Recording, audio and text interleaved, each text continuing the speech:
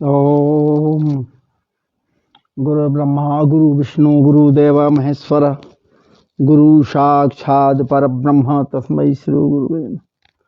तस्मै श्री गुरुवे नमः।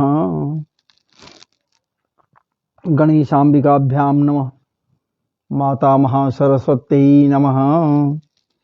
माता महासरस्वत्यै नमः।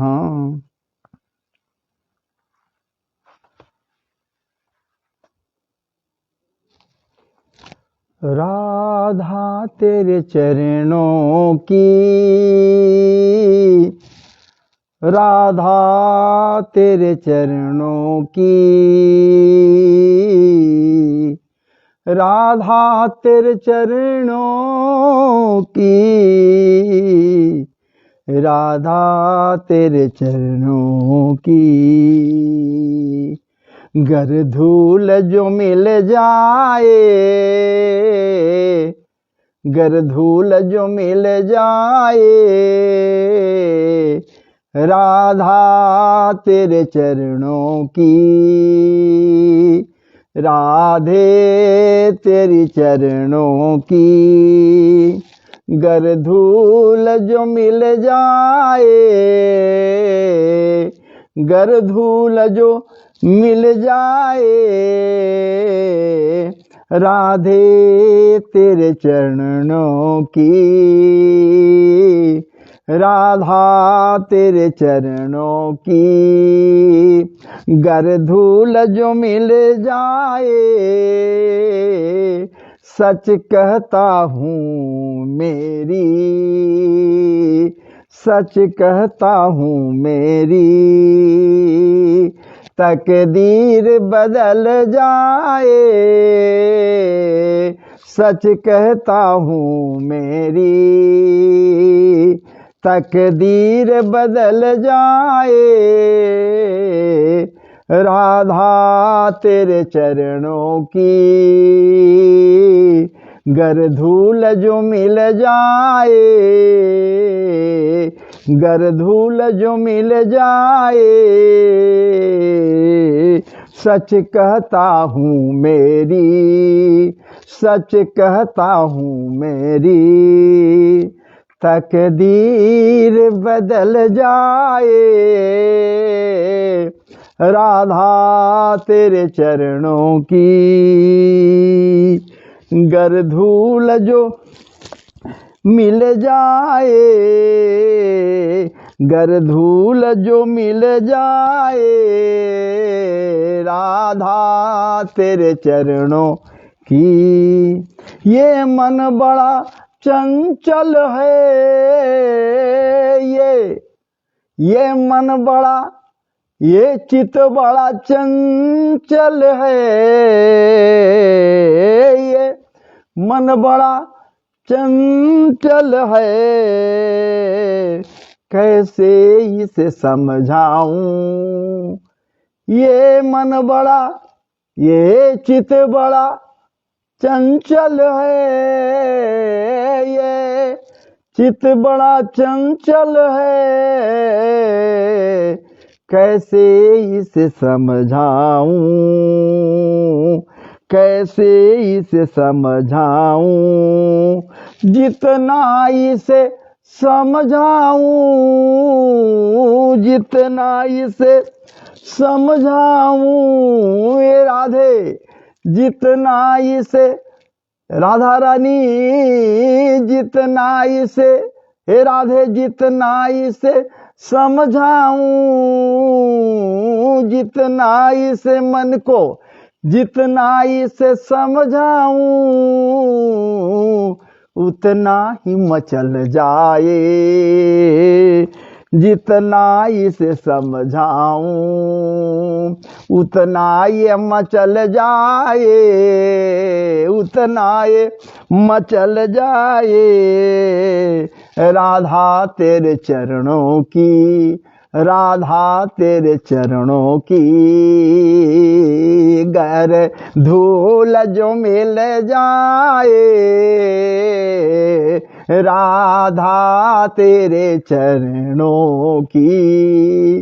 गर धूल जो मिल जाए, गर धूल जो मिल जाए, सच कहता हूँ मेरी, सच कहता हूँ मेरी तकदीर बदल जाए,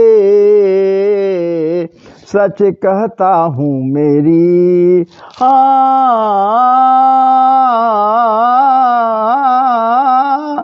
सच कहता हूँ, सच सच सच कहता हूँ, सच कहता हूँ मेरी,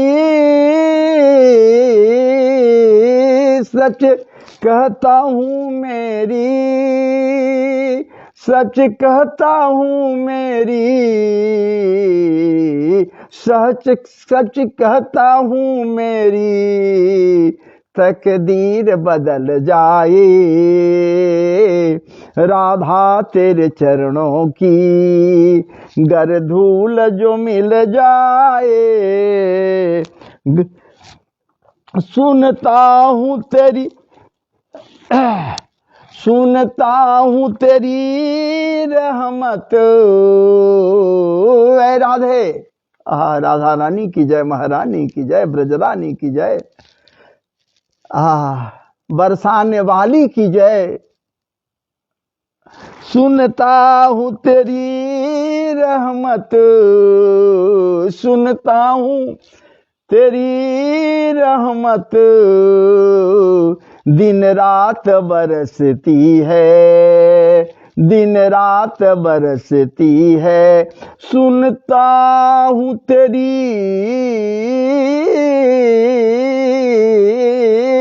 रहमत, सुनता हूँ तेरी रहमत, दिन रात बरसती है, एक बूंद जो एक बूंद जो मिल जाए, एक बूंद जो मिल जाए, एक बूंद जो मिल जाए, मन की कलियां खिल जाए, एक बूंद जो मिल जाए, मन की कली खिल जाए, मन की कली खिल जाए, राधा तेरी चरणों की, राधा राधा तेरी चरणों की गर धूल जो मिल जाए, गर धूल जो मिल जाए, राधा तेरे चरणों की गर धूल जो मिल जाए, नजरों से गिराना था, नजरों से गिराना ना, नजरों से गिराना ना, नजरों नजरों नजरों से गिराना ना, चाहे जितनी सजा देना है राधा रानी, अपनी नजरों से मत गिराना, चाहे इसके अलावे जो भी सजा देना वो कबूल है। नजरों से गिराना ना, चाहे जितनी सजा देना, नजरों से गिराना ना, चाहे जितनी सजा देना, नजरों से जो गिर जाए, नजरों से जो गिर जाए, नजरों से जो गिर जाए, मुश्किल है संभल जाए, नजरों से जो गिर जाए, मुश्किल है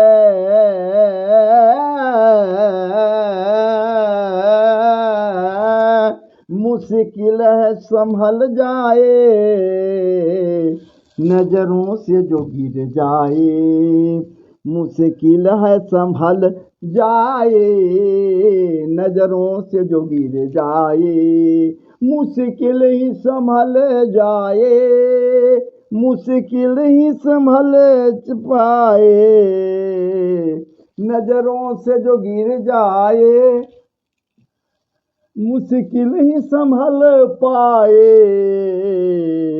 राधा तेरी चरणों की, श्यामा तेरे चरणों की, श्यामा तेरे चरणों की, घर धूल जो मिल जाए, सच कहता हूँ तेरी, सच कहता हूँ मेरी तकदीर बदल जाए।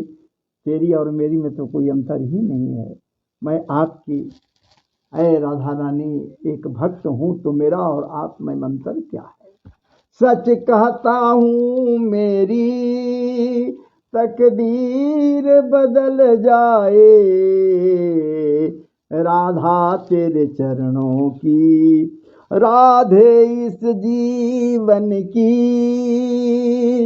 राधे इस जीवन की बस एक तमन्ना है, राधे बस जीवन की, राधे इस जीवन की बस एक तमन्ना है, तू सामने हो मेरे।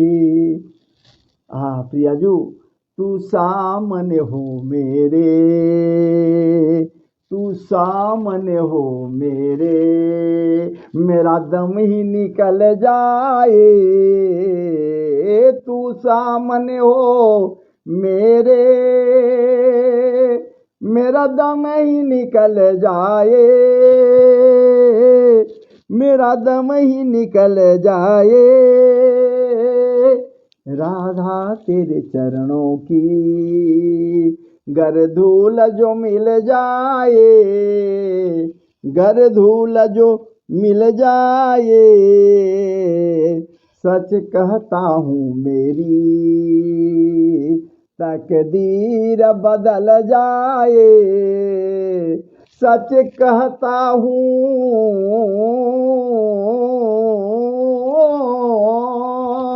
सच कहता हूँ मेरी तकदीर बदल जाए, सच कहता हूँ मेरी तकदीर बदल जाए।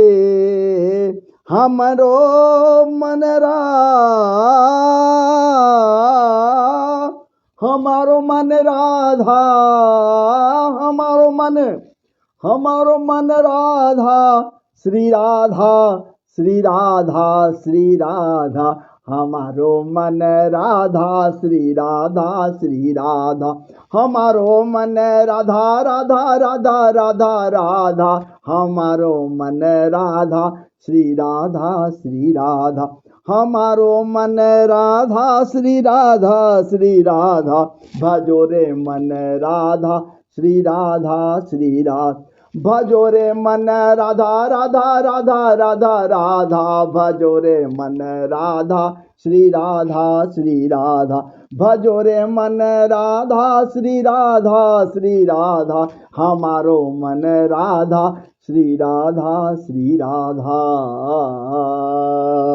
श्री राधा रानी सरकार की जय, भागवत जी भगवान की जय, भागवत महापुराण की जय, भागवत महापुराण की जय, महर्षि व्यास देव की जय, परमहंस श्री सुखदेव जी महाराज की जय, सौनकादि ऋषियों की जय, सनक सनंदन सनातन सनत कुमार की जय, परीक्षित जी महाराज की जय, देवर्षि नारद भगवान की जय, सब संतन की जय, सब भक्तन की जय, सब लोगन की जय, देश के समस्त के समस्त भगवत भक्तों की जय, भगवत प्रेमाकांक्षी जनों की जय, कृष्ण कृपाकांक्षी जनों की जय, समस्त के समस्त राम भक्तों की जय,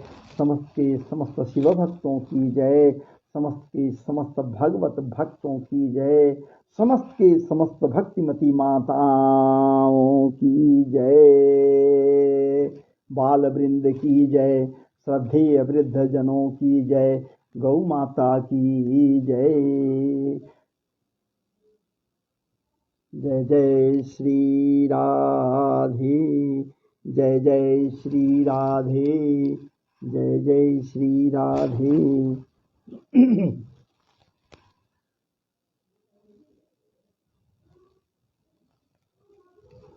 सीतानाथ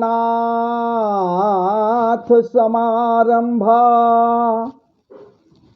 सीतानाथ समारंभा, रामानंदाय मध्यमाम्, सीता नाथ समारंभा, रामानंदाय मध्यमाम्। सीतानाथ समारंभा, रामानंदाय मध्यमाम्। अस्मदाचार्य पर्यन्तां वन्दे गुरुं परम्पराम्। गुरुदेवाय नमः, जगद्गुरु चरणकमलेभ्यो नमः। सच्चिदानन्दरूपाय विश्वोत्पत्त्यादिहेतवे तापत्रय विनाशाय श्रीकृष्णाय वयं नुमः, श्रीकृष्णाय वयं नुमः। विघ्न विनाशक मूषक सवार गजानन लंबोदर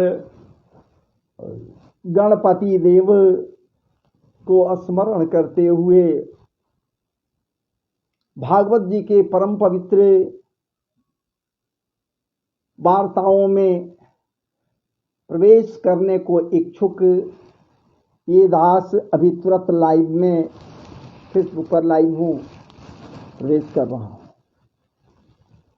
जो हमसे जुड़ रहे हैं फेसबुक पर लाइव पर जुड़ेंगे या जुड़ रहे हैं उनके लिए एक समय मैं बतला दूं, और भी यदि आप चाहें तो YouTube पर भी आपको ये वीडियो मिल जाएगा। ये कथा प्रसंग का वीडियो YouTube पर भी मिलेगा। मेरा चैनल है जिस चैनल का नाम है रा कृष्णा, रा कृष्णा। अंग्रेजी में लिखिए तो RAKRISHNA, रा कृष्णा। और हिंदी में ऐसे लिख सकते हैं तो रा का में री लगा दिए, क्री आधा मूर्धन्य स, क्या बात है, टवर्गी न लगा कर आकार दे दिए रा कृष्णा। राधा नहीं लिखना है, रा कृष्णा से। या फिर मेरा नाम उस पर डालिए, यूट्यूब पर सर्च कीजिए ब्रजेश्वर मिश्रा, BRAJESHWR, ब्रजेश्वर MISHRA, या ब्रजेश्वर महाराज जी भी आप डाल सकते हैं। औरंगाबाद लिखिएगा तो और आसानी से खुल जाएगा, लेकिन ऐसे ही खुल जाएगा। नाम डालिएगा, मेरा चैनल खुलेगा। सब्सक्राइब कर लीजिए वहाँ। यदि आप सब्सक्राइब कर लेते हैं, बेल आइकन बजा देते हैं, ऑल पर सेलेक्ट कर देते हैं, तो निश्चित रूप से महाराज जी आप हमारे चैनल में चले जाएंगे, जहाँ से ये वीडियो भी मिल जाएगा। ये तो अभी एंशिएंट है, तुरंत का है, तत्काल का रिसेंट। बाकी जितना पुराना वीडियो जो है सब वहाँ आपको मिलेंगे। करीब करीब 600-700 से ऊपर वीडियो है। दो तरह के, एक वीडियो है या दूसरा लाइव वीडियो है, दोनों आपको मिल जाएगा। सुनने के लिए, देखने के लिए हमारे वीडियोज में कहीं नहीं है के बराबर मिलेगा महाराज जी। देखने के लिए तो हमें भले आप देख सकते हैं, बाकी देखने से ज़्यादा सुनने के लिए मिलेगा, श्रवण करने के लिए मिलेगा। यदि आप श्रवण करने के बाद पसंद करें उसे तो निश्चित ही लाइक कर दें, अपने आत्मीय जनों के पास शेयर भी कर दें, बढ़ा दें, और भी धर्म का प्रचार प्रसार हो सके, लोग हमसे जुड़ें। और यदि जी करे तो आप सब्सक्राइब जरूर कीजिएगा, ताकि आपके पास सबसे पहले मेरा वीडियो पहुंचे, प्रतिदिन करीब करीब बन ही जाता है। कल भी डाले थे, आज भी है। महाराज जी कल आपके समक्ष मंगलाचरण को रखे थे। भागवत जी का जो मंगलाचरण है, जहां से भागवत प्रथम स्कंध प्रारंभ हो रहा है, तो भागवत जी का मंगलाचरण ये है महाराज जी। और जब भागवत जी के प्रथम पृष्ठ को जब खोलते हैं, महापुराण के प्रथम स्कंध के प्रथम भाग के प्रथम पृष्ठ को जब खोलते हैं, हटाते हैं, तो देखते हैं कि एक सामने में और मंगलाचरण है। इस मंगलाचरण में अंतर इतना ही है महाराज जी, वहां वेदव्यास जी उस मंगलाचरण में अपने इष्ट का नाम भी दे दिए हैं, जिनके नाम से इस ग्रंथ में, जिनके लिए ये ग्रंथ की रचना की गई है, जिनके ही लीला प्रसंगों से इस ग्रंथ को पूरित की गई है, उसी पूर्णावतार भगवान वासुदेव श्री कृष्ण का नाम वहां दे दीन है। और सच पूछिए महाराज जी, वहां नाम देकर ये संकेत कर दिए हैं कि जहां नाम न है वही तो उसका काम है, जहां नाम नहीं है उसका बस समझ लो भैया कि वहां उसी का नाम है, बाकी किसी का नाम हो ही नहीं सकता। लोग कहते कि यहां तो राधा रानी का नाम ही नहीं है भागवत जी में, फिर राधा रानी की बात क्यों करते हैं लोग? देखिए, ये बात तय है कि परिव्राजकाचार्य आनंद घन, या यूं कहिए परमहंस श्री सुखदेव जी महाराज के वो गुरु हैं। गुरु का नाम नहीं ले सकते थे, वो नाम नहीं लिए, और उन्हीं आख्यानों का पठन पाठन या पारायण आदि या कथा प्रसंग हम सब करते हैं। लेकिन यहाँ वो प्रतिबंध नहीं, हम उनके गुरुमुख नहीं है, या फिर वो हमारे गुरु नहीं है। एक तो गुरु होना, दूसरे मान लेना। अगर गुरु मान भी लेते हैं तो मानने के बाद यदि उनका नाम भी लेते हैं तो कोई खास बात नहीं है, मानना एक अलग बात है और गुरु बना लेना एक अलग बात है। यदि हम लोग भी उनको गुरु बना लेते तो गुरु का नाम नहीं लेना चाहिए, शास्त्र सम्मत नहीं है। गुरु के नाम लेने मात्र से यदि गुरु के प्रति सच्ची श्रद्धा है तो निश्चित रूप से गुरु के श्री चरणों में समर्पित हो जाए कोई भी। यदि महाराज जी निश्चित रूप से गुरु कृपा ऐसी, नाम नहीं लिए, लेकिन इसका मतलब थोड़े है कि राधा रानी का नाम नहीं है। जैसे शिव शक्ति के बिना सब हैं, शिव शक्ति के बिना सब हैं। विचार कीजिए।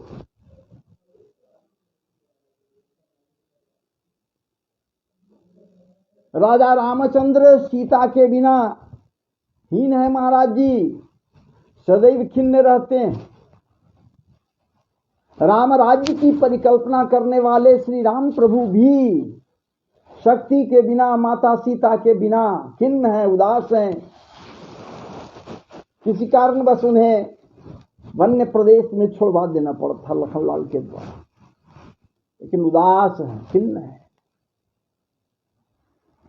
अब आप विचार कर लीजिए,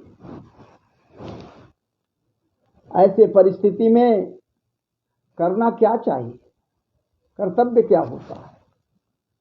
उन कर्तव्यों को निश्चित रूप से ध्यान देना चाहिए। उसी प्रकार से यहाँ महाराज जी भागवत जी में महाप्रभु स्वयं कहे हैं उद्धव जी से, क्या उद्धव तू घबरा मत, यहाँ धर्म ही धर्म है, इसलिए कि जहां मैं हूं वही धर्म है।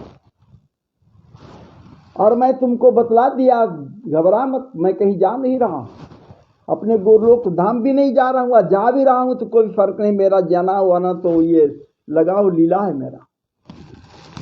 मैं इसी भागवत ग्रंथ में सर्वशक्तिमान होकर अपने सब स्वरूप के साथ प्रवेश करने जा रहा हूं। विचार कीजिए, भागवत जी में वो स्वयं प्रवेश कर गए। आज जब वो अखिल ब्रह्मांड नायक बांके बिहारी मनमथ नाथ संवरिया सरकार भगवान वासुदेव श्री कृष्ण इस भागवत ग्रंथ में प्रवेश कर गए, महाराज ये तो अकेला वो थोड़े हैं। जैसे शक्ति के बिना शिव शव हैं, वैसे ही राधा रानी के बिना हमारे ये मधुसूदन समरिया सरकार बांके बिहारी भी महाराज जी कुछ नहीं है, बिलग है ही नहीं, बिलग है ही नहीं। एक पल के लिए, एक विपल के लिए भी अलग नहीं हो सकते एक दूसरे से।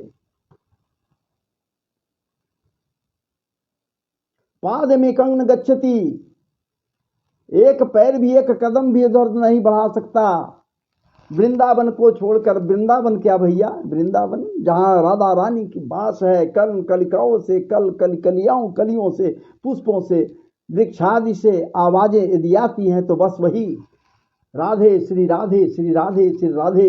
अरे आवाज तो आती है राधे कृष्ण या कृष्ण कृष्ण की आवाज आती है, लेकिन वहां के वासी महाराज जी राधे राधे श्रवण करते हैं, या फिर कृष्ण कृष्ण श्रवण करते हैं तो पूरा करने के लिए राधे राधे राधे राधे का उच्चारण करते हैं।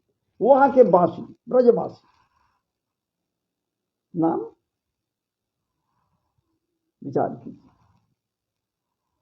यहां नाम नहीं दिए हैं। यहां मंगलाचरण में जन्माद्यस्य जतोन्वयादि तरतश्चार्थेष्व विज्ञस्वराट तेने ब्रह्म हृदय आदि कवे मुह्यंति यत्सूरेय तेजो वारि मृदाम जथा विनिमयो जत्र त्रिसर्गो मृखा जत्र त्रिसर्गो मृषा धामना स्वेन सदा निरस्त कुहुकं सत्यम परम धीमहि, सत्यम परम धीमहि। यहां कह रहे हैं, सुन लिए, ध्यान देना है, यहीं पर ध्यान देना। सत्यम परम धीमहि इस श्लोक में, इस जो स्वयं सामान्य श्लोक नहीं है, शार्दूल विक्रीडित छंद में यह श्लोक है। आज इस श्लोक में महाराज जी कह रहे हैं कि सत्यम परम धीमहि। नाम किसी का नहीं ले रहे हैं वेदव्यास, व्यासदेव नाम नहीं लिखी, नहीं, इसलिए सुखदेव जी भी नाम नहीं लिए, किसी नाम ले भी नहीं सकते। सत्यम परम धीमहि यहां कह रहे हैं। इसके प्रारंभ में प्रथम पृष्ठ के हटाने के बाद भागवत जी में प्रवेश करें, उसके पूर्व लिखा हुआ है वहां सच्चिदानंद रूपाय विस्मोत्पत्त्यादि हेतवे तापत्रय विनाशाय श्री कृष्णाय वयं नमः। विचार कीजिए, विचार कीजिए, क्यों वहां लिखा हुआ है कृष्णाय वयं नमः और यहां नहीं परम सत्य की बात करने, परम सत्यम परम धीमहि। दोनों जगह में भेद है। वहां कृष्ण का नाम आ गया, यहां नहीं आया।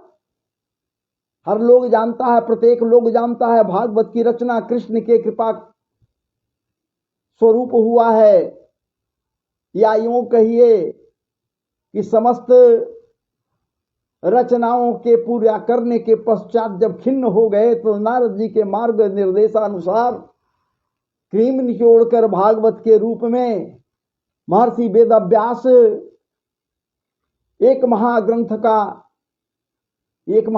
की रचना कर इन्होंने, जो भागवत महापुराण के नाम से विख्यात हुआ। महापुराण लग गया, महा लग गया, सब में पुराण है, वहां महा काहे लग गया बस। एक तो दसम स्कंध में प्रवेश कर जाइए तो महाराज जी भगवान का ही लीला है, लीला लीला लीला यदि कुछ है दसम स्कंध में। भागवत जी के दसम स्कंध सबसे बड़ा स्कंध है, चूंकि 90 अध्याय है। वहां प्रवेश कीजिए तो वहां तो मत कहिए, उनका ही लीला सिर्फ है। इसीलिए केशव कीर्तन की महत्ता है महाराज जी। कीर्तन ही तो कीन है, उनके लीलाओं का गान कीर्तिहीन हमारे व्यास देव सुखदेव जी महाराज इनके लीलाओं का गान करते करते नहीं अगाते हैं महाराज। वहां नाम नहीं है और वहां नाम है सत्यम परम धीमहि, यहां है। और वहां कह रहे हैं कृष्णाय वयं नमः। वहां कृष्ण का नाम आ गया कि हम सबों को कृष्ण का नाम स्मरण करना चाहिए। नमः, उनको कृष्ण को प्रणाम करना चाहिए।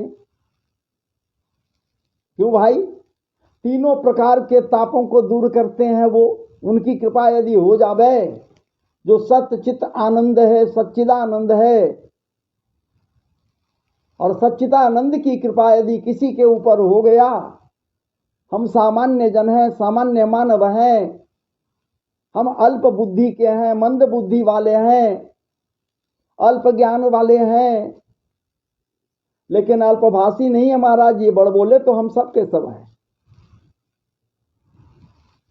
वो तो एक स्वभाव, मानवोचित स्वभाव है, लेकिन हैं कौन?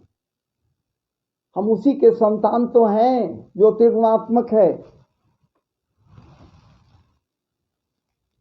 सच्चिदानंद रूप आया, जो सत्य चित और आनंद है, सत्य भी है। क्या बात है! परम सत्ता का मालिक, व्यापक सत्ता का मालिक सत्य है, परम सत्य वो है। इशारा यहां कर रहे हैं, ठीक है, यहां मैं नाम नहीं दे रहा हूं, इसके पीछे जाओ जहां हम कह रहे हैं कि परम सत्य सत्यम परम धीमहि, यहां कह रहा हूं जरूर, लेकिन वो क्या है? सत्य चित आनंद है, आनंद है वो। तो जब आनंद है तो सत्य जब तक नहीं है तो आनंद किससे रहेगा? तीनों प्रकार के गुण हैं, जन्म स्थिति भंगा, सच्चिदानंद रूप आया, तीनों ये परम घन है, आनंद घन है, अचित्त घन है, व्यापक है, विशाल है, स्वराट है, स्वयं प्रभा है। किसी के प्रकाश की आवश्यकता उसे नहीं होती, वो तो स्वयं प्रकाशित रहता है। उसके प्रकाश से तो दूसरे लोग प्रकाशित होते हैं। जन्म, पोषण और संहार का उत्तरदायित्व तो वही संभालता है, वही उत्तरदायी। सच्चिदानंद रूपाया, सच्चित आनंद रूपाया, विश्वोत्पत्त्यादि हेतवे, उत्पत्त्यादि, विश्वोत्पत्त्यादि कह रहे, आदि लगा दिए यहां पर, माने उत्पत्ति, पोषण और लय, संहार। महाराज जी हम सब के सब उसी के कृपा प्रसाद से जन्म लिया है, जन्म लेते हैं, जीवों की उत्पत्ति होती है, सृष्टि की रचना होती है, और सृष्टि का पोषण पालन होता है, और एक समय आता है सृष्टि के समस्त अवयवों को महाराज जी उद्रस्त कर करके सो जाता है, उसी में लय हो जाता है। संहार भी निहित है। विचार कीजिए, संहार झूलता है मुझ में, दिनकर जी लिखीन है जी, जब विराट रूप भगवान दिखला रहे हैं, संहार झूलता है मुझ में। उदियाचल मेरा दीप्त भाल, भूमंडल वक्षस्थल विशाल, भुज परिधि बंध के घेरे हैं, मैं नाक मेरु पग मेरे हैं। दीप्ते जो ग्रह नक्षत्र निकर सब हैं मेरे मुख के अंदर, पद के नीचे पाताल देख, मुट्ठी में तीनों काल देख, मेरा स्वरूप विकराल देख। सब जन्म मुझी से पाते हैं, फिर लौट मुझी में आते हैं। हम सब महाराज जी सब जन्म मुझी से पाते हैं, उन्हीं से सबका प्रादुर्भाव प्राकट्य हुआ है। हम सब पुनः उन्हीं में जाकर समाहित हो जाएंगे। सब जन्म मुझी से पाते हैं, फिर लौट मुझी में आते हैं। जीवा से करती ज्वाल सगन, सांसों से पाती जन्म पवन। सांसों से जब मैं सांस लेता हूं तो पवन की उत्पत्ति होती है, सांसों से पाती जन्म पवन। विचार कीजिए, संहार झूलता है मुझ में, उदियाचल मेरा दीप्त भाल। इसलिए हे मंद बुद्धि, मंद ज्ञान संकलित करने वाले, मंद ज्ञान से अलंकृत मानव, इस बात को समझ जान मैं कौन हूं। सच्चिदानंद रूपाया, सच्चित आनंद स्वरूप मैं हूं। विश्वोत्पत्त्यादि हेतवे, विश्व की उत्पत्ति, प्रलय, पोषण और प्रलय का उत्तरदायी मैं हूं। अस्य विश्वस्य जतस्मात् जन्म स्थिति भंगा भवन्ति तस्मै ही। मेरे ही द्वारा सब कुछ होता है। तू इस पर विश्वास नहीं कर रहा। सच्चिदानंद रूपाय विश्वोत्पत्त्यादि हेतवे तापत्रय, 3 प्रकार के ताप है महाराज जी। हम तो ठीक है कि सत चित आनंद 3 हम हैं, 3 रूप में, और वहां हम त्रिगुणात्मक हैं ही, लेकिन ताप भी कितने प्रकार के हैं महाराज जी? 3 प्रकार के ताप हैं, दैहिक, दैविक, भौतिक। इसलिए इन तीनों प्रकार के तापों को समाप्त करने के लिए सहज प्रयत्नशील मैं रहता हूं। हमें प्रयत्न क्या करना है? हमें चुटकी बजानी है, ताप पाप ताप संताप दूर, पाप ताप संताप प्राणियों के हृदय से दूर, प्राणियों के जीवन से दूर। चूंकि मैं त्रिगुणात्मक हूं, सच्चिदानंद रूपाय विश्वोत्पत्त्यादि हेतवे तापत्रय, 3 प्रकार के तापों का समन हो जाता है। कब? सच्चिदानंद रूपाय, तीनों रूप को ध्यान में लाओ। सच्चिदानंद रूपाय, चूंकि मैं सत चित आनंद हूं, सबको मिलाकर हमारे रूप का परिकल्पना करो ना। मत किसी के पास देखो कि वहां रूप है या नहीं, स्वयं परिकल्पना करो हृदय में सतचित आनंद को। विश्वोत्पत्त्यादि हेतवे, ये भी समझ लो, मान लो, उत्पत्त्यादि सब मेरे अंदर है, जन्म पोषण और संहार भी मेरे पास है। ऐसे महाराज जी सर्वेश्वरेश्वर के रूप की परिकल्पना अपने मन में करो, हृदय में करो।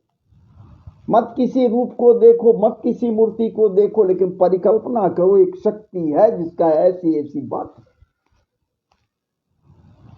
तब क्या होगा? सच्चिदानंद रूपाय विश्वोत्पत्त्यादि हेतवे तापत्रय अविनाशाय।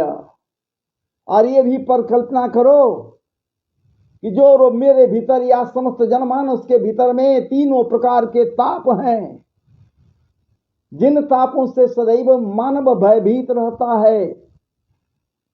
कौन ऐसा है महाराज जी जो 3 प्रकार के तापों से भयभीत नहीं रहता? कोई ऐसा नहीं है जो 3 प्रकार के तापों से भयभीत नहीं रहता।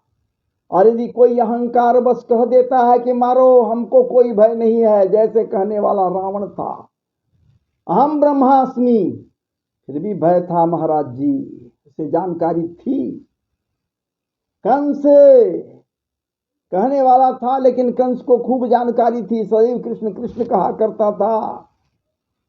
जिस भाव से कहो, शत्रु भाव से ही पुकारो। विचार कीजिए, 3 प्रकार के तापों से समन करने वाला वो है, इसलिए उस परम सत्ता का मालिक परम सत्य कृष्ण रूपी सत्य के महाराज जी श्री चरणों में हम सबों को नमन करना चाहिए। वयम नुमः, हम समस्त जनमानस को श्री चरणों में नमन करना चाहिए। ये है महाराज, वहां खोल कर रख दी है, कृष्णाय वयम नुमः। भगवान वासुदेव श्री कृष्ण का नाम लेकर कह दी कृष्णाय वयम नुमः प्रारंभ में ही। यहां नहीं लिखी है, किस लिए तो कह रहे हैं, यहां नहीं लिखा अपने विवेक से काम लो, अपने विवेक से काम लो। मैं विवेक से काम लिया, इसलिए यहां पर नाम नहीं लिखा। यहां सत्य की संज्ञा दे दी मैंने, सत्य लिख दिया, सत्यम परम धीमहि। अपने विवेक से काम लिया, इसलिए कि सत्य मैं किसको मान रहा हूं ये हम जानते हैं, इसलिए हम तुमको नहीं बतलाएंगे कि हम किसको मान रहे हैं। कोई श्रेष्ठ है, कोई ऐसा है जो मेरा इष्ट है, जिसे परम श्रेष्ठ मान रहा हूं, वही परम सत्य है। लेकिन तुम पर कोई प्रतिबंध नहीं है कि तुम किसे मानोगे परम सत्य। जो तुम्हारे इष्ट हैं वो तुम समझो कि तुम्हारे इष्ट हैं कौन। जो तुम्हारे इष्ट हैं भैया परम सत्य, उसी को समझो ना। जो तुम्हारे इष्ट हैं उन्हीं को परम सत्य समझो। सत्यम परम धीमहि। मैं ये नहीं कह रहा हूं कि तुम परम सत्य किसी को मत समझो, सत्य सिर्फ सत्य है, इसको किसी इष्ट या कोई देव से मत मिलाओ। मैं नहीं कह रहा, तुम जिसको परम सत्य समझ रहे हो, जिसको जो तुम्हारे इष्ट हैं उन्हीं को परम सत्य समझो ना। यदि उन्हीं को परम सत्य समझ लिया तो ये सार्थक हो जाएगा इस श्लोक का भावार्थ भी। जन्माद्यस्य जतोन्वयादि तरतस, विचार कीजिए। अगर परम सत्य नहीं कह, सत्यम परम धीमहि जो कह रहे हैं, न कह करके यहां पर ये कही जाए कि कृष्णम परम धीमहि, तो विवेचनाएं जब चलेंगी, व्याख्याएं जब होंगी यहां पर इस श्लोक का, तो महाराज जी कृष्ण भगवान वासुदेव श्री कृष्ण के जीवन पर आधारित व्याख्याएं होंगी। जब भी होंगी तो इन श्लोकों के द्वारा, इस श्लोक के द्वारा कृष्ण कृपामृत का परिवर्तन होगा। और जब कृष्ण कृपामृत का परिवर्तन होगा कृष्ण भक्त के द्वारा, वो भक्त जब अपने अनुसार इस श्लोक का की व्याख्या करेगा, कृष्ण को इष्ट मानकर या फिर कृष्ण को परम सत्य मानकर, सर्वेश्वरेश्वर मानकर, चूंकि रचनाएं ऐसी हैं। यहां 90 अध्याय में महाराज जी कृष्ण का चरित्र है, 10वें स्कंध में। ये भागवत जी ही भगवान वासुदेव श्री कृष्ण के चरित्र के रूप में रखे गए हैं, जो श्रीमदत्व संपन्न है, जिसमें महाराज जी श्रीजू का मद है, राधा रानी का मद है। किस चीज का मद है? कृष्ण भक्ति का मद है, कृष्ण प्रेम का मद है। विचार कीजिए, जब वो मतवाली होती है, मद से मतवाली होती है प्रियाजू राधा रानी, जब मतवाली होती है, प्रेम पूरी तो होकर मतवाली होती है मद से, तब क्या करती है जी? अपने हृदय के समुन्नत ऊंचे अट्टालिका के ऊपर सबसे शीर्ष महाराज जी स्थान पर खड़ी हो जाती हैं, शीर्षस्थ स्थान पर खड़ी हो जाती है, चत्तर हुंकार करती, गर्जन भी करती, अपने प्रेम को प्रकट करती हुई अपने हृदय रूपी मंजूषा के ढक्कन को खोलती है, और हृदय रूपी उस महाराज जी गहवर में भगवत कृष्ण प्रेम रूपी रत्न जो पड़ा हुआ है, जो अमूल्य निधि है, जिसको संजो कर रखे हुए हैं, वो राधा रानी। और उसे जब ये उनके ही प्रेम में महाराज जी परिपक्व हो करके जब वो मदमस्त होती है राधा रानी, तो मंजूसे के ढक्कन हटाकर जब प्रेम रूपी रत्न को बाहर निकालती हैं, निकालकर जब भक्तों के ऊपर फेंकती हैं, तो जो भक्त कंगाल है, निर्धन है, कुछ नहीं है, वो भी महाराज जी मालो माल हो जाता है प्रेम रूपी रत्न को पाकर। राधा रानी के द्वारा जो परिवर्तित प्रेम है, प्रेम रूपी रत्न है, कृष्ण प्रेम रूपी रत्न है। ये कृष्ण प्रेम रूपी रत्न और कुछ नहीं, ये भागवत जी ही तो हैं। इनको पाकर वो भक्त भी तृप्त हो जाता है, वो भक्त भी तृप्त हो जाता है जब वो फेंकती है ऊपर से। विचार कीजिए, ऐसी बातें हैं, ये स्थिति है इनका।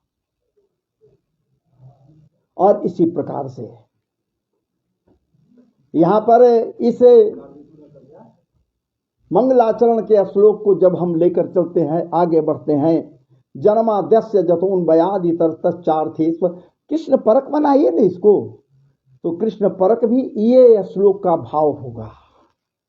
जन्माद्यस्य जतोन्वयादि तरतश्चार्थेष्व विज्ञस्वरात्। लेकिन ये हम कृष्ण परक इसको बनाते हुए, कृष्ण परकता के को रखते हुए इस श्लोक का भाव दूसरे दिन चलेंगे लेकर। अभी आइए आगे, ये अभी आपके समक्ष जिस श्लोक की बात हुई, या कल भी कहा था यह है महाराज जी ध्येय। ये ध्येय है, ध्यान करने की बात कही जा रही है। और भी श्लोक आए हैं बहुत सारे ध्यान करने की बात, वो भी कह रहा है ध्येयम सदा परिभवग्नमभिष्ट दोहम ध्येयम। ध्यान करने की बात वहां भी कही जा रही। ध्येयम सदा भूत भावन के लिए भी कही जा रही है। ध्याय नित्यम महेशम, वहां भी ध्यान करने की बात कही जा रही है। क्यों? बहुत तरह की बात है, मैं वहां आऊंगा बाद में। अभी आइए आगे के श्लोक में हम प्रवेश करें, क्योंकि ये कल इसका हम इस पर भावार्थ दे दिए थे, लेकिन कृष्ण परक भाव को लाते हुए इसको मैं दूसरे दिन आपके समक्ष इसका भाव रखूंगा। हूबहू वही चीज है, इसमें कोई भाव नहीं, अंतर नहीं है। सत्य यहाँ चूंकि कह रहे हैं मुह्यंती जत्सूरे कहते ने ब्रह्म हृदय, जो कह रहे हैं वो भी तो महाराज जी ब्रह्मा जी जिनके कीर्ति, जिनके कर्म पवित्र कृति से मोहित हो गए महाराज जी।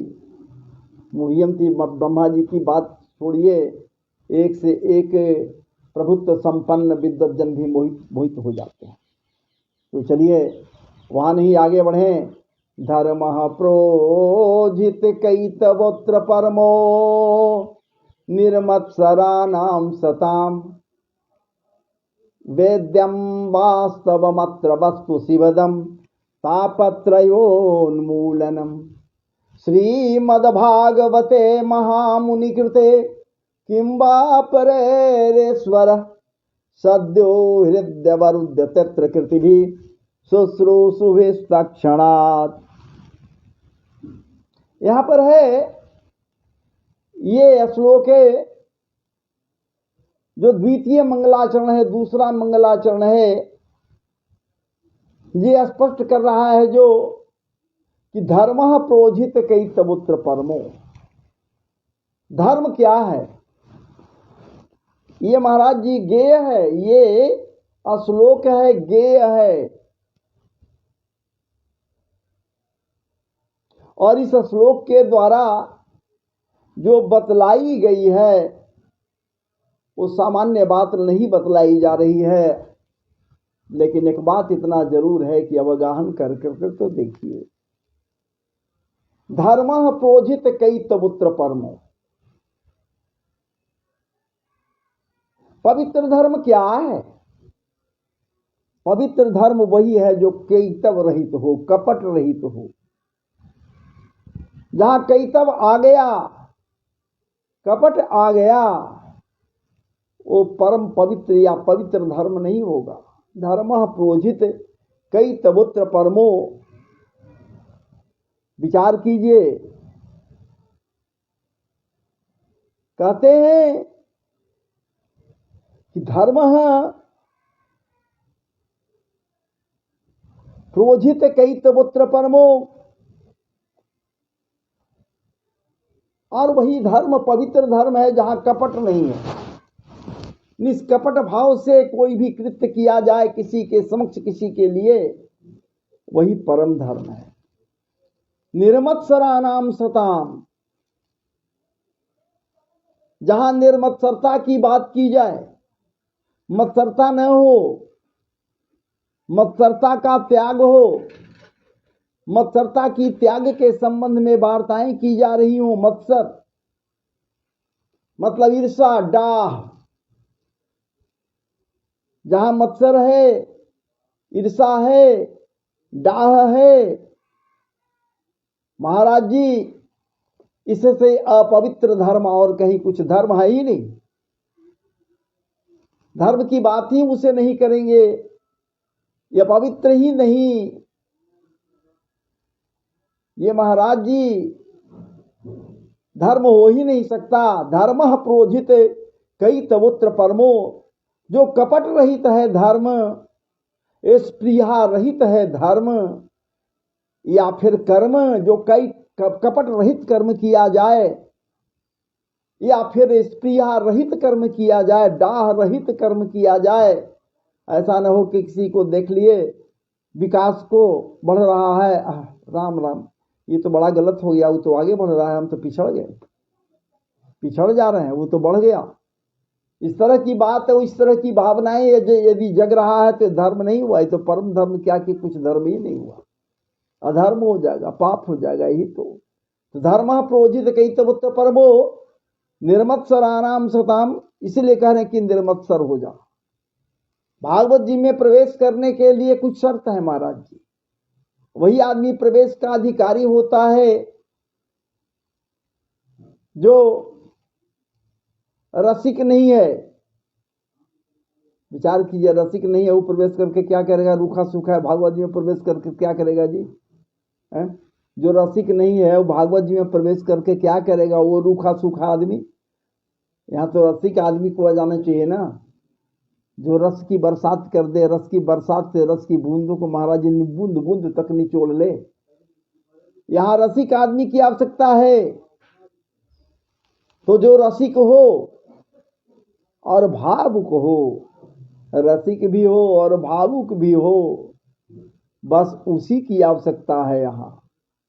और तो और जो कपट रहित हो, कपट इसके पास नहीं हो, कैतव रहित हो और स्प्रिया रहित हो, डाह रहित हो, ऐसे लोग ही भागवत जी में प्रवेश के अधिकारी होते हैं। बाकी अगर जिसके पास ये गुण है, ऐसे ऐसे हैं, वो प्रवेश के अधिकारी हैं। प्रवेश करके क्या करेंगे? रूखा सूखा बैठाने से क्या फायदा है? रसिक नहीं है कोई, रस है ही नहीं उसमें, रूखा सूखा है, तो भागवत जी में आकर क्या करेगा वो रूखा सूखा आदमी? विचार कीजिए। भागवत जी की कथा हो रही है, रूखा सूखा व्यक्ति बैठ गया यदि आकर, तो उसको अच्छा लगेगा नहीं, कुछ न कुछ सरौता की भांति काट कूट करने लगेगा, दूसरे को परेशान करेगा। तो उसके आने से क्या फायदा? भागवत जी की कथा जहां हो रही है तो रसिक की आवश्यकता है। रसिका भूवि भावुका, और जो भावुक है, जो रसिक नहीं होगा वो भावुक नहीं होगा, और जो भावुक नहीं होगा वो रसिक नहीं होगा। इसलिए दोनों चीज होना चाहिए, रसिक होना चाहिए और भावुक होना चाहिए। रसिक भी हो, भावुक भी हो, वही प्रवेश का अधिकारी है। भागवत जी में वो प्रवेश करेगा तो रसमय हो जाएगा, रस रस ही रस उसे प्राप्त होगा। और नहीं तो महाराज जी, जो बौरा डूबंडरा रहा किनारे बैठ, जो रसिक नहीं है वो डूबेगा, डूबने के डर से डूबेगा नहीं। जो भावुक नहीं है, भावनाओं में डुबकी नहीं लगाएगा, तो जो बौरा डूबंडरा रहा किनारे बैठ, वो किनारे बैठा हुआ रह जाएगा। विचार कीजिए आप ही, वो प्रवेश नहीं कर सकता है। प्रवेश करने के उपरांत भी रूखा सूखा बाहर निकल आएगा। तब तो कहने वाले कहता कि अरे छूछा, रे रूखा, रे भूखा, तू बैठा हुआ क्यों है यहाँ आकर? तू यहाँ क्या करेगा? तुझमें तो रस निचोड़ेंगे तो रस भी नहीं है, कुछ नहीं है, तो तू बैठकर क्या कर रहा है? पहले रसिक बनो, भावुक बनो। जब तक भावुक नहीं बनोगे, रसिक नहीं बनोगे, तो भागवत जी में प्रवेश नहीं करोगे। यहाँ तो बस सरौता की भांति उंगली उठाना शुरू कर दो कि ये कैसे, ये कैसे। सरौता का काम क्या है महाराज जी? सुपारी काटना। तुम सुपारी मत रखो ना, यहाँ आकर कथा को ही काटने लगो कि महाराज जी ऐसे बोल रहे हैं, महाराज जी ऐसे बोल रहे हैं, महाराज जी वो बोल रहे हैं, वो बोल रहे हैं। तुमको ये ज्ञान ही नहीं होगा। जब तक रसिक और भावुक नहीं हो तब तक तुमको ज्ञान नहीं होगा कि हरि अनंत, हरि कथा अनंता। ये कथा किन की हो रही है? अनंत की कथा हो रही है, जिनका कोई अंत नहीं। अरे तू क्या भाई, कत चतुरानन मरी मरी जावत न तू आदि अवसाना। कितने ब्रह्मा आए और गए, जन्म लिए और नाश हो गए, कितने ब्रह्मा प्रकट हुए और नाश हो गए। लेकिन वो भी महाराज जी आपको ज्ञात होना चाहिए कि ब्रह्मा भी बदलते हैं, कल्प के अंत में उनको भी समाप्त हो जाते हैं ब्रह्मा भी। अकल्प का जब प्राकट्य होता है तो दूसरे ब्रह्मा आते हैं, और दूसरे ब्रह्मा आते हैं कमलाक्ष के ऊपर, वो भी बैठते हैं, प्रकट होते हैं कमलाक्ष के ऊपर। सतयुग के प्रारंभ में कमलाक्ष पर आते हैं, प्रकट होते हैं। कोमल कमल के पंखुड़ियों के ऊपर बैठते जरूर हैं, लेकिन उनको ये ज्ञात नहीं होता है कि मैं कौन हूं, कहां से आया, कहां जाऊंगा, क्या क्या। और तब उनके हृदय में वो ठाकुर जी पुनः आकर संकल्प के द्वारा वेदों का आधान करते हैं, तब उनको ज्ञान होता है कि मैं कौन हूं, क्या करना है, हमको करना क्या है। अब आप विचार कर लीजिए, कथ चतुरानन मरी मरी जावत न तू आदि अवसाना, लेकिन आदि और अवसान का पता इनको नहीं चलता कुछ नहीं। इसलिए निश्चित रूप से डुबकी लगाने के लिए भागवत जी में रसिक होना होगा, भावुक होना होगा। जो रसिक होगा, भावुक होगा, वही भागवत जी में प्रवेश करेगा, अन्यथा रूखा सूखा नहीं। उसी को बहुत कुछ मिल जाएगा। देखिए, ये ऐसे हैं जहां एक प्रेत को भी महाराज जी जो रसिक बना, भावुक बना, तो उसको सब कुछ प्राप्त हो गया, प्रेत जोनी समाप्त हो गया, प्रेतत्वता से विमुक्त हो गया, और वो भगवान का पार्षद होकर उनके पार्षदों के साथ उनके लोक को चला गया।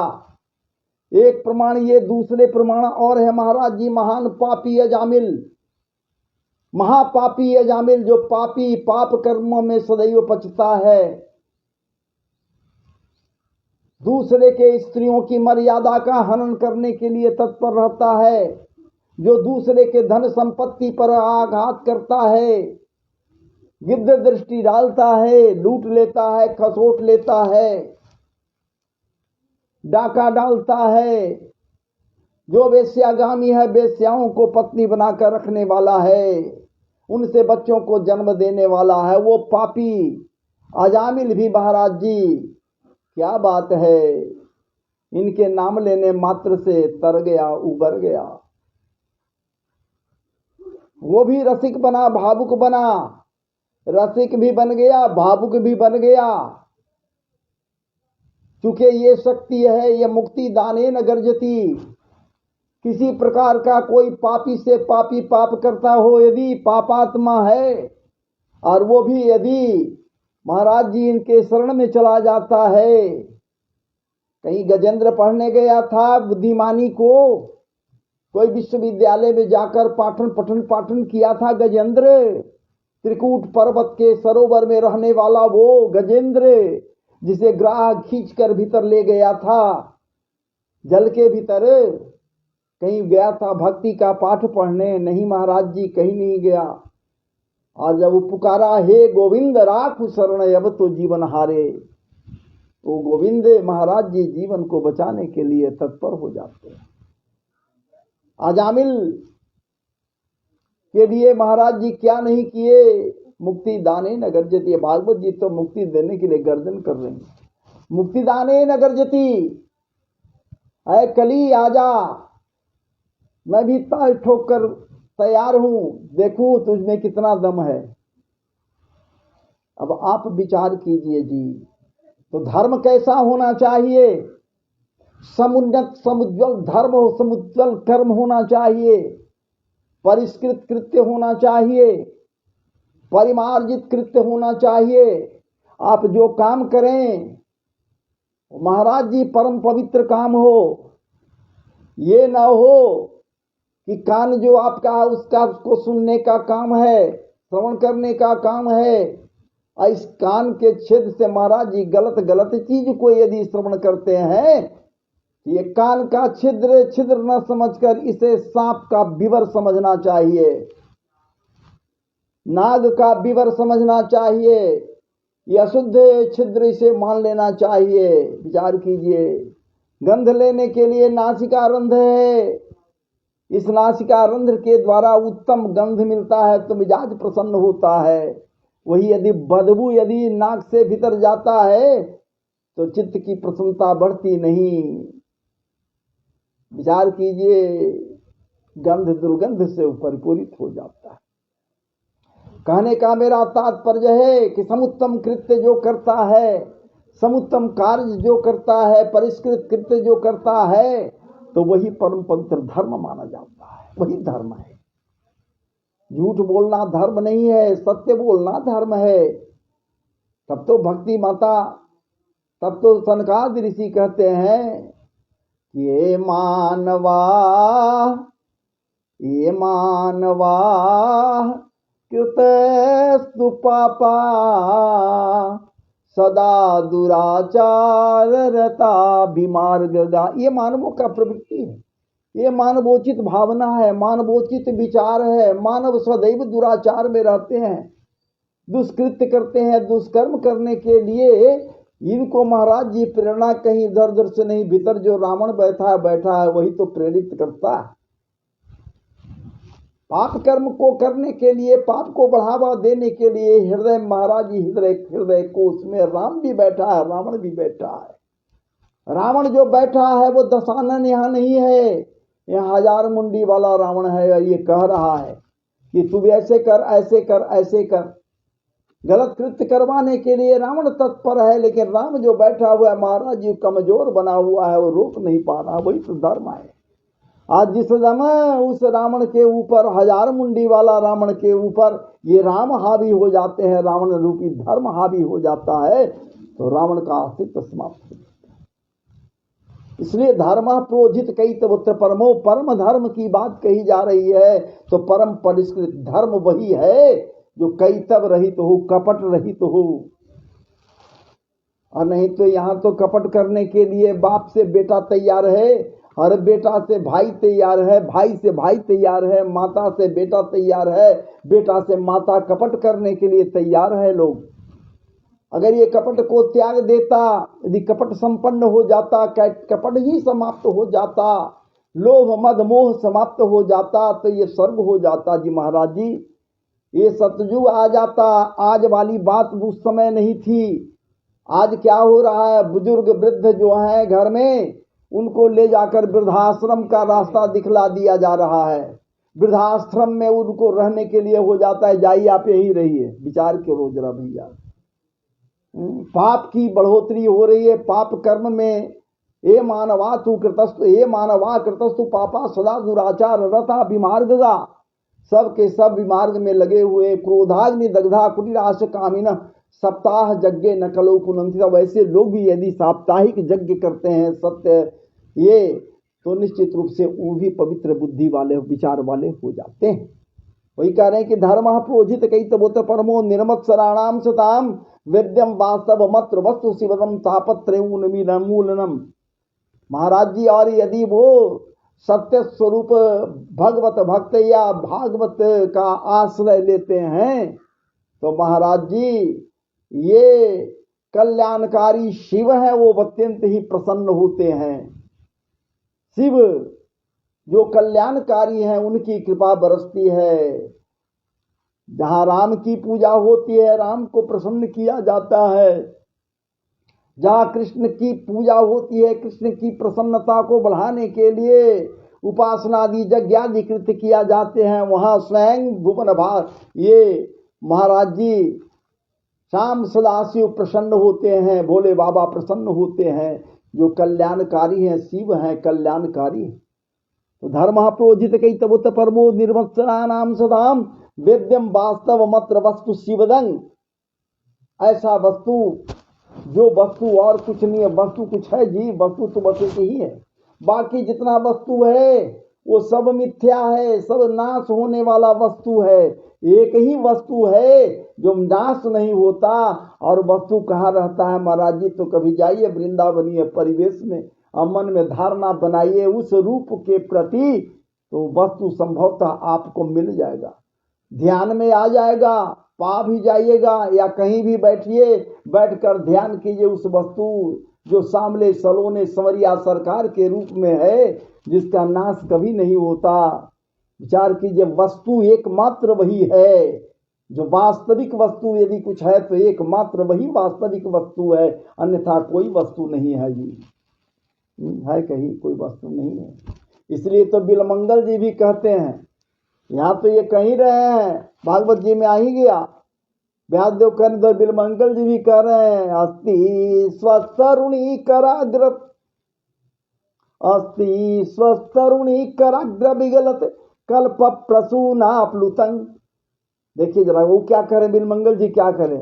अस्ति स्वस्तरुणी कराग्र विगलत कल्प प्रसूना प्लुतं वस्तु प्रस्तुत वेणुनाद लहरी, वहां भी वस्तु कह दी, वस्तु प्रस्तुत वेणुनाद लहरी निर्वाण निर्व्याकुलं हस्तस्त्र निवद्धनी विबिलसत गोपी सहस्रावृतम हस्तन्यस्तनताप वर्ग मखिलो दारं किशोराकृति।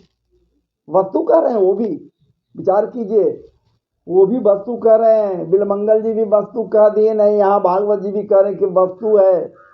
कैसा है? शिवदंग है। शिव का मतलब कल्याणकारी है जी।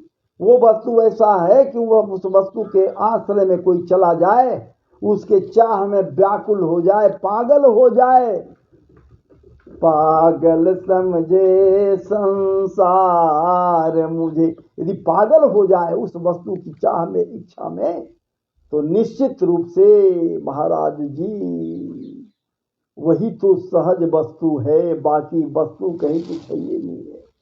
वही एक वस्तु है जो शिवदंग है, कल्याणकारी है।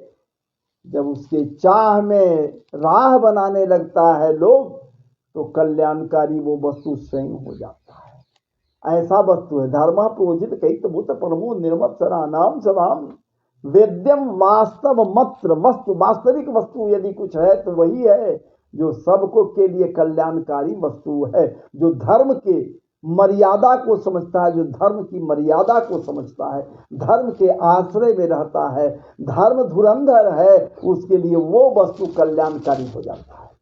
जो अधर्म है, अधर्मी है महाराज जी, उसके लिए क्या कल्याणकारी होगा? हाँ, एक बात ये भी है कि अधर्मी भी अधर्म कर रहा है, फिर भी वो यदि है ईश्वर अंश जीव अविनाशी, उसका भी कल्याण हो ही जाता है। क्योंकि यहाँ ठाकुर जी कह रहे कि भाव कुभाव, भाव कुभाव अनखयाल सहूं नाम जपत मंगल दिशि दसहूं। चाहे जैसे भी मेरा नाम ले लो भैया, नाम अगर लेता है कम से कम उस पर कृपा हमारी हो जाती है, कृपा प्राप्त कर लेता है। तो इस प्रकार से महाराज जी ये ऐसा ग्रंथ है भागवत जी, जहाँ शिवदंग की बात हो रही है, धर्म की बात हो रही है, पवित्रतम धर्म की बात हो रही है, और इसे सत्कर्म को श्रवण करने के निमित्त मन में इच्छा यदि कोई बना लिया, संकल्पित हो गया कि हमें इस कथा को सुननी है, सिर्फ संकल्पित होना है, अभी सुना नहीं है, कहीं इस कथा को कोई सुनने के लिए किसी स्थान विशेष पर नहीं गया, विचार कर रहा है कि हम फलाने जगह हो रहा है कथा, हम जाएंगे सुनने के लिए, निश्चित जाएंगे, भी गया नहीं।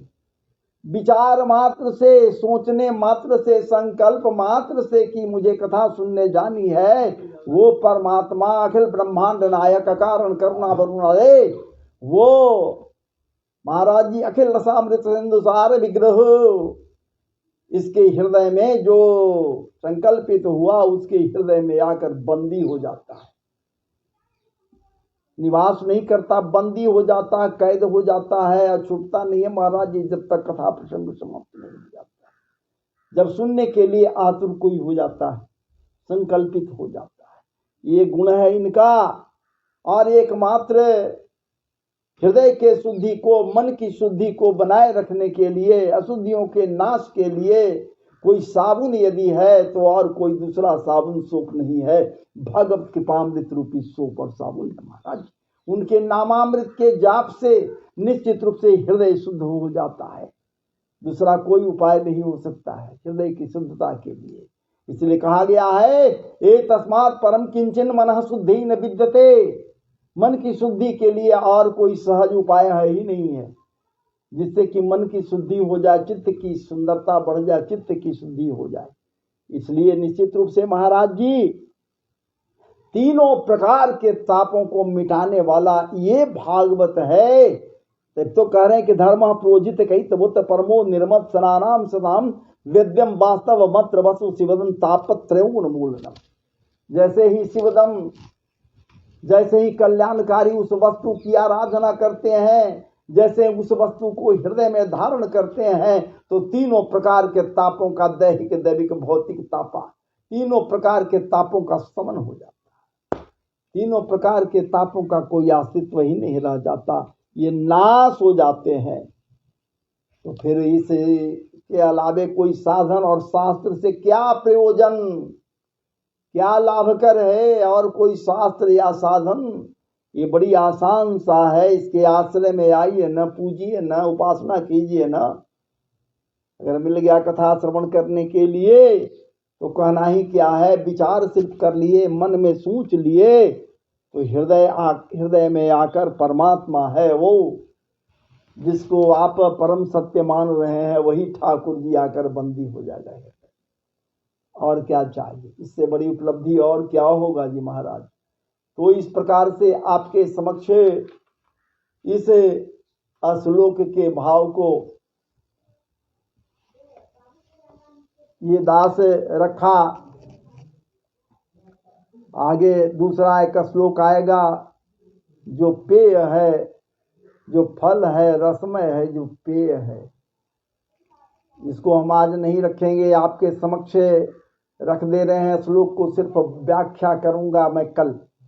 निगम कल्पतरोर्गलितं फलम, निगम कल्पतरोर्गलितं फलम, शुकमुखादमृत द्रव संयुतम, पिबत भागवतं रसमालयं, मुहुरहो रसिका भुवि भावुका। महाराज जी बस अब मैं यहीं पर विराम ले रहा हूँ, बाद में फिर कल आपके समक्ष बैठूंगा, इसके भाव को भी लेकर चलूंगा। इसके बाद कथा तो बस ये संपन्न होगा, भागवत की कथा प्रारंभ हो जाएगी। कथा अभी हम नहीं आपके समक्ष रख रहे हैं, फिर तो शुरू कर देंगे। नैमिखे निमिख क्षेत्रे सोन का दया सत्रंग स्वर्गादया लोकाय सहस्त्रशम मास। तो आइए, इसलिए अब हमें यहाँ से आप हमें विराम लेने के लिए आदेशित करें। विराम ले रहा हूँ। जय जय श्री राधे, जय जय श्री राधे, जय जय श्री राधे।